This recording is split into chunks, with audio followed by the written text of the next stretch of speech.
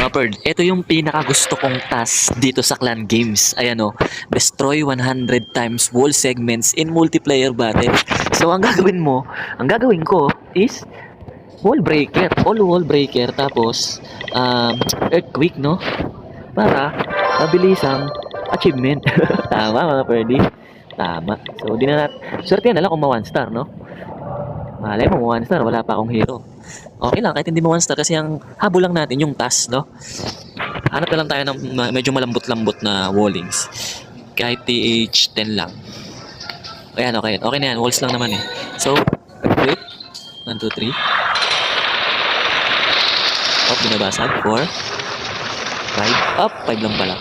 1, 2, 3, 4, 5. Okay na yan. Ayan, basta nabasag. So, okay. Wall breaker na tayo. Let's go! Tayo, kabilaan yung mga pwede ha. Para mabasag. Para mabilang yun. Ayan, kailangan kabilaan. Para mabilang yung walls. Ayan. Madami yan, mga pwede, no? 100 wall breaker, mga pwede. Kailangan star, mga pwede. Pero okay lang yun. Habol lang naman natin yung task. Okay, mga pwede. Ilan na kaya yun? Nakailan na kaya tayo? O, di ba? 94 agad. O, di ba? O, ikot ulit. Hanap lang tayo ng malambot na walls, mga pwede. Okay. Hanap lang tayo ng malambot na walls. Kahit page 10 lang. Pwede na siguro to. Oh, nag-reload mga pwede. Bastos.